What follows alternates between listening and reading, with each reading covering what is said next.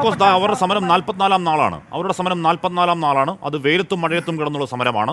നിരാഹാര സമരം തുടങ്ങിയിരിക്കുന്നു. അത് 4-ാം ദിവസമാണ്. പലർക്കും ആരോഗ്യ പ്രശ്നങ്ങൾ ഉണ്ടാകുന്നുണ്ട്, ആശുപത്രിയിലേക്ക് മാറ്റുന്നുണ്ട്. റെജി ലൂക്കോസ്, ഇത്തരത്തിലുള്ള ഇപ്പോൾ മന്ത്രി അടക്കം പറയുന്നതാണ് 26 ചില്ലുവാനം ആശമാരിൽ കേവലം 500-600 പേര് എന്നുള്ളതാണല്ലോ ഈ വാദം. അത്രത്തോളം ദുർബലപ്പെട്ട, അത്രത്തോളം ന്യൂനപക്ഷത്തിൻ്റെ സമരമാണെങ്കിൽ എന്തിനാണെന്ന് CITU നേതാവ് വിരട്ടുന്നേ? അങ്ങോട്ട് പോരുന്നവന് വിരട്ടേണ്ട കാര്യമില്ല, പേടിക്കേണ്ട കാര്യമില്ലല്ലോ. പോട്ടെ, അതോടെ നിൽക്കട്ടെ. റെജി ലൂക്കോസ്, അവിടെ രാഷ്ട്രീയം എന്തുമാവട്ടെ, രാഷ്ട്രീയ ആരോപണങ്ങൾ എന്തുമാവട്ടെ, കുറച്ച് സ്ത്രീകളാണേ, അതിൽ സംശയമില്ലേ? കുറച്ച് സ്ത്രീകൾ കിടക്കുന്ന ഒരു സമരത്തിന് അവരെ ഒന്ന് വിളിച്ച് 1000 രൂപ എങ്കിലും കൂട്ടിത്തരാം. ഇപ്പോൾ ഇവർ പറയുന്നത് 21,000 പ്രാക്ടിക്കൽ, അല്ലെങ്കിൽ ഒരു 10,000 രൂപ കൂട്ടിയാൽ എത്ര രൂപയാണ് ആവുക?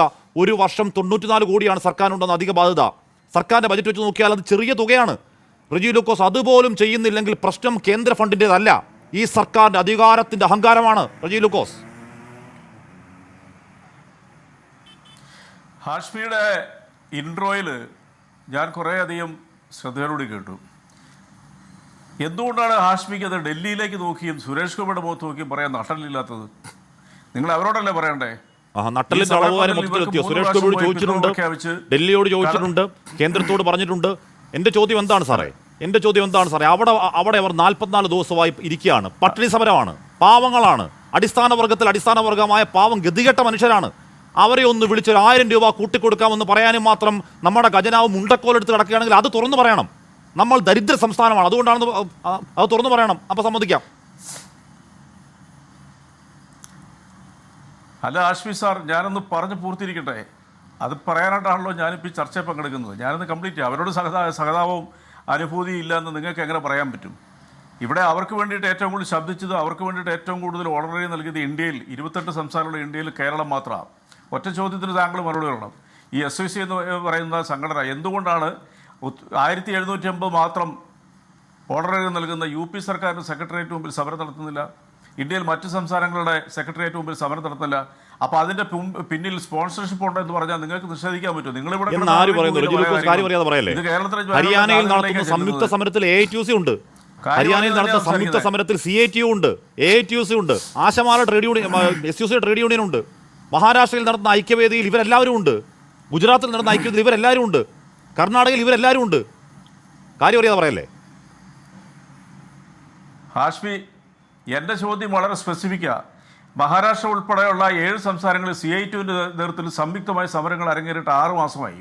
തമിഴ്നാട്ടിൽ ഇന്നലെ ആ സമരം തുടങ്ങിക്കഴിഞ്ഞു. CITUവിൻ്റെ നേതൃത്വത്തിൽ ഇവർക്ക് കേന്ദ്ര സർക്കാരിൻ്റെ ഇൻസെൻറ്റീവ് കൂട്ടിക്കൊടുക്കണമെന്ന് തൊഴിലാളിയായിട്ട് പോലും അംഗീകരിക്കാത്തൊരു കേന്ദ്ര സർക്കാരിൻ്റെ പേരിൽ ജോൺ ബ്രിട്ടാസ് MP ഉൾപ്പെടെയുള്ള ഇടതുപക്ഷ MP മാർ 6 തവണ ശ്രദ്ധ ക്ഷണിക്കൽ പ്രമേയവും പാർലമെൻറ്റിൽ ഉന്നയിച്ചു. മറുപടി ഒന്നുമില്ലായിരുന്നു. ഇനി എന്തിനധികം ഞാനിവരെ കുറ്റപ്പെടുത്തി സംസാരിക്കുന്നില്ല, സത്യാവസ്ഥ നിങ്ങൾ മറ്റു സംസ്ഥാനങ്ങളിലെ സമരം കേരളത്തിൽ മാത്രമാണ് സമരം. ആരുടെ പണം വാങ്ങിയിട്ടാണെന്ന് ചോദ്യം പൊളിഞ്ഞേ, അത് സമ്മതിക്കാദ്യം.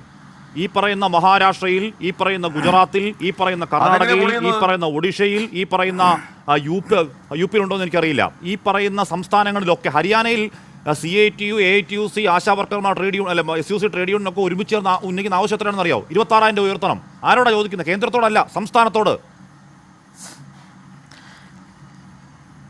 ഹാഷ്മി, അങ്ങ് പറഞ്ഞ കാര്യങ്ങളെല്ലാം ബോധിപ്പിച്ചപ്പെട്ടുകൊണ്ട് തന്നെ മറുപടി പറയണം. അവിടെയെല്ലാം ഓർഡററി വർദ്ധിപ്പിക്കണമെന്ന് പറഞ്ഞത് തന്നെ സമരം. കാരണം കേരളത്തിൻ്റെ അടുത്തെത്തുന്ന ഓർഡററി എവിടെയുണ്ടോ? കേരളം മാതൃകയാ.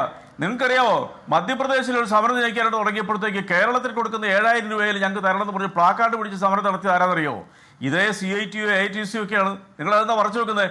എന്തുകൊണ്ടാണ് 1780 എന്ന് പറഞ്ഞ നക്കാപ്പിച്ച പോലും തെബിക്ക് പോലും തികയാത്ത പൈസ കൊടുക്കുന്ന ഉത്തർപ്രദേശ് സർക്കാരിന്റെ മുമ്പിൽ പോയി ഇവർ സമരം ചെയ്തില്ല? ആ നട്ടലിലൂടെ എവിടെ പോയി? രണ്ടാമത്തെ കാര്യം ഞാൻ ചോദിക്കട്ടെ, ഉത്തർപ്രദേശിൽ ഞങ്ങൾക്ക് വേതനം വർദ്ധിപ്പിക്കണമെന്ന് പറഞ്ഞ് ആവശ്യപ്പെട്ടൊരു പ്രസ്താവന ഇറങ്ങിയപ്പോൾ മുഴുവനും ആശാവർക്കന്മാരെ പിരിച്ചുവിടുന്നു പറഞ്ഞ സർക്കാർ, യോഗി ആദിത്യനാഥ് സർക്കാർ.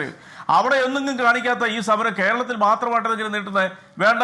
കോൺഗ്രസ് പാർട്ടി എന്ന് പറയുന്ന പ്രസ്ഥാനത്തിന്റെ തൊഴിലാളി സെക്രട്ടറി ഇവർക്ക് ബോധ്യപ്പെടുത്താൻ പറ്റുമോ? എന്തിനധികം സ്പോൺസർ ചെയ്യുന്ന BJPയുടെ BMSനെ ഇവർക്ക് ബോധ്യപ്പെടുത്താൻ പറ്റുമോ? ഈ SUC അല്ലാതെ നിങ്ങൾ പറഞ്ഞ ഏതെങ്കിലും പ്രഖ്യാപിത തൊഴിൽ സംഘടനകൾ കേരളത്തിൽ ഇവർക്ക് അനുകൂലമായിട്ട് സമരം നടത്തുന്നുണ്ടോ? കേരളത്തിലെ സർക്കാർ ഇവർക്ക് ഒപ്പമാണ്. അതുകൊണ്ടല്ലേ 7 ഇരട്ടി 700% വർദ്ധിപ്പിച്ചു കൊടുത്തത് 2016 ശേഷം ഈ ഓർഡററി എന്ന് പറയുന്നത്. ഇതെല്ലാം മറച്ചുകൊണ്ട് മറ്റ് സംസ്ഥാനങ്ങൾ കാണിക്കുന്ന നിരുത്തരവാദപരമായിട്ടുള്ള സമീപനങ്ങളെ വെള്ളപൂശിക്കൊണ്ട് കേരള സർക്കാരിന്റെ സെക്രട്ടേറിയറ്റ് മുമ്പിൽ ഇവർ സമരം നടത്തുമ്പോൾ കേരളത്തിലെ ജനങ്ങൾ ഇതെല്ലാം തിരിച്ച് ആദ്യഘട്ടങ്ങളിലൊക്കെ ഇവർ കുറേ വിജയിച്ചു ജനങ്ങളെ തെറ്റിദ്ധരിപ്പിക്കാൻ. പക്ഷേ വസ്തുതകൾ കേരളത്തിലെ ജനങ്ങൾ മനസ്സിലാക്കിയപ്പോൾ ഇവരോടുള്ള സഹതാപം തന്നെ നഷ്ടപ്പെട്ടു. എനിക്ക് ഇവരോട് ഭയങ്കര താല്പര്യമുള്ള ആളാണ്. കാരണം ഞാൻ കോവിഡ് കാലത്ത് ഇവരുടെ കരസ്പർശങ്ങൾ നേരിട്ട് അനുഭവിച്ചൊരു വ്യക്തിയാണ്.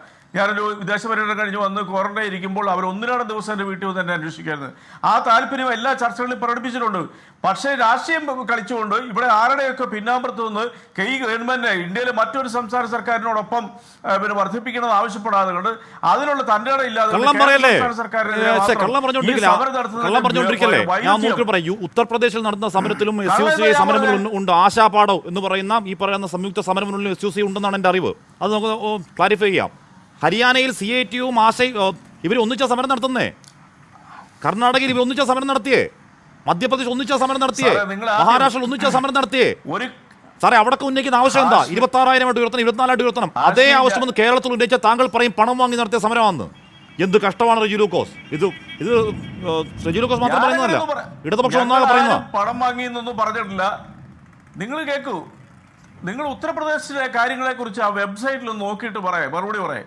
ഇവരാദ്യം കൊണ്ടുവന്ന് സിക്കിമാണ് കൊടുക്കണമെന്ന് പറഞ്ഞു. രേഖാമൂലം സിക്കിം സർക്കാർ കേരള സർക്കാരിന് അതിന്റെ വിവരം അറിയിച്ചും നിയമസഭയിൽ ബഹുമാനപ്പെട്ട ആരോഗ്യമന്ത്രി വീണ ജോർജ് അതിനെക്കുറിച്ചുള്ള രേഖാമൂലമാണ് പ്ലേസ് ചെയ്തു, ടേബിൾ ചെയ്തു.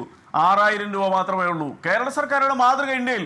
അതുകൊണ്ടല്ലേ പ്ലാക്കാർഡ് പിടിച്ചുകൊണ്ട് കേരള സർക്കാർ തരുന്ന പിന്നെ ഓർഡറേറിയം പോലും നിങ്ങൾ എന്തുകൊണ്ട് തരാമെന്ന് ചോദിച്ചുകൊണ്ട് ഈ രാജ്യവ്യാപകമായിട്ട് ഒരു സമരം നടത്തുന്നത് CITUവിന്റെ നേതൃത്വത്തിൽ ഇന്ത്യൻ പാർലമെന്റിലേക്ക് തന്നെ മാർച്ച് നടത്തി പലതവണ CITUവിന്റെ നേതൃത്വത്തിൽ.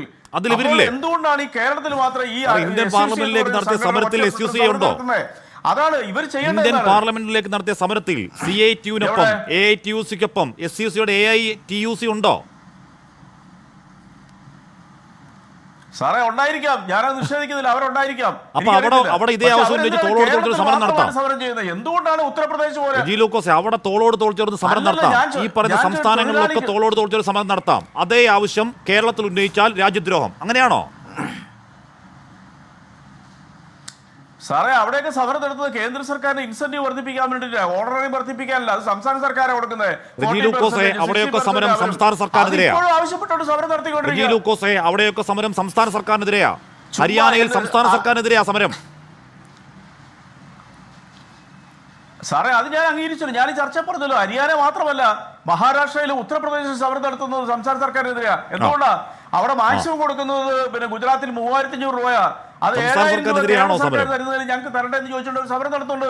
വളരെ 26,000-25,000-24,000 സംസ്ഥാനങ്ങളിൽ. റെജി ലൂക്കോസ് അതേ ആവശ്യം ഇവിടെ ഉന്നയിക്കുമ്പോൾ എങ്ങനെയാണ് ഇവരുടെ സമരം എന്താണ് വിദ്രോഹ സമരമായി മാറുന്നത്, മഴവിൽ സമരമായി മാറുന്നത്? അല്ല ആഷ്മി, കേരളത്തിൽ അവരിപ്പോൾ ആവശ്യപ്പെടുന്നത് 21,000 രൂപ പോലും പോരാ, അതിൽ കൂടുതൽ കൊടുക്കണം എന്നുള്ള നിലപാടിലാണ് ഇടതുപക്ഷം. അത് കേന്ദ്ര സർക്കാർ പിടിച്ചു വച്ചിരിക്കുന്ന തുക പോലും തരുന്നില്ല, 100 കോടി രൂപ. അത് തർക്കിച്ച് ഈ JP നഡ്ഡ എന്ന് പറയുന്ന ബഹുമാനപ്പെട്ട കേന്ദ്ര ആരോഗ്യമന്ത്രി പാർലമെന്റിൽ അതിനെക്കുറിച്ച് അവതരിപ്പിച്ചു. കേരള സർക്കാർ ആ പൈസ കൊടുത്തെന്ന് പറഞ്ഞു. അതിന് അവകാശലംഘന നോട്ടീസ് കൊടുത്തിരിക്കുകയാണ് ഇടതുപക്ഷ MPമാര്. നിങ്ങൾക്കറിയോ? അതാ ബഹുമാനപ്പെട്ട സന്തോഷ് കുമാർ MP അതിന് അവകാശലംഘന നോട്ടീസ് നൽകിയിരിക്കുകയാണ്. കള്ളത്തരാ പറഞ്ഞിരിക്കുന്നത്. ഇനി മറ്റൊരു കാര്യം നിങ്ങളോട് ഞാൻ ചോദിക്കട്ടെ. ഇവരുടെ വേദിയിൽ വന്ന് തടയരുത്. വേദിയിൽ വന്ന് 3 തവണ ഇവർക്ക് പിന്തുണ കൊടുത്ത സുരേഷ് ഗോപി ആദ്യം കേന്ദ്രമന്ത്രിയെ കണ്ടിട്ട് ഇറക്കിയിട്ട് പറഞ്ഞ വാചകം എന്താ? നിങ്ങൾ വരെ ലൈവ് കൊടുത്ത എന്താ പറഞ്ഞേ? കേന്ദ്ര സർക്കാരിന്റെ പണം ലഭിക്കണമെന്നുണ്ടെങ്കിൽ അതിന്റെ താമസമുണ്ട്, വൈകും, അതിന് ചട്ടവട്ടമുണ്ടെന്ന് പറഞ്ഞു. കഴിഞ്ഞ ശനിയാഴ്ച അദ്ദേഹം പറഞ്ഞത് എന്താ അറിയോ? കേരള സർക്കാരിനെ കുറ്റപ്പെടുത്തുന്നതിന് അർത്ഥമില്ല എന്ന് പറഞ്ഞു. പരസ്യമായിട്ട് പറഞ്ഞു സുരേഷ് ഗോപി. എന്തുകൊണ്ട് അങ്ങനെ പറഞ്ഞത്? തങ്ങൾ ജനങ്ങളുടെ മുമ്പിൽ നാണം കെടുമെന്ന് ബോധ്യപ്പെട്ടോണ്ടല്ലേ ഈ സുരേഷ് ഗോപിക്ക് ഒരു പ്ലേറ്റ് മാറ്റി പറക്കേണ്ട സാഹചര്യം ഉണ്ടായത്. കേന്ദ്ര സർക്കാരിനെ ചോദ്യം ചെയ്യുന്നില്ല?